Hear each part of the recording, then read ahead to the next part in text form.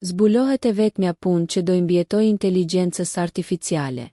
Ish punonjësi i Google, Geoffrey Hinton, është në një mision për të rritur ndërgjegjësimin rreth rreziqeve të inteligjencës artificiale.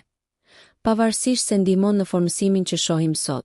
77 vjeçari, i quajtur kumbari i inteligjencës artificiale, la pozicionin e tij në motorin e kërkimit në vitin 2023 në një përpjekje për të paralajmëruar njerëzit rreth inteligjencës artificiale, të cilën ai beson se përbën një kërcënim për njerëzimin. Duhet ta pranojmë se këto gjëra janë një kërcënim ekzistencial dhe duhet të përballemi me mundësinë që nëse nuk bëjmë diçka së shpejti, jemi afër fundit, i shpjegoi ai Steven Bartlett në podcastin e tij Ditari i një CEO. Kur u pyet se cilat do të ishin këshillat e tij për njerëzit dhe perspektivat e tyre të karrierës, Hinton u përgjigj: "Ndërkohë, do të thosha se do të kaloj shumë kohë para se kompjuterët të jenë aq të mirë në manipulimin fizik sa ne. Kështu që një bazë i mirë do të ishte që njerëzit të bëheshin hidraulik."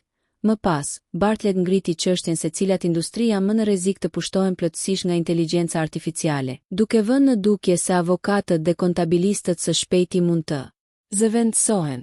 Prandaj përmenda hidraulikët, mendoj se hidraulikët janë më pak në rrezik. Dikush si një asistent ligjor, një avokat, nuk do të nevojiten për një kohë të gjatë, tha ai. Nëse ju pëlqeu kjo video, shkoni në kanalin e YouTube-it Big VIP Albania Kosova, që e gjeni në bio. Mos harroni që të bëni subscribe dhe të klikoni butonin e ziljes që të informoheni për videot më të reja.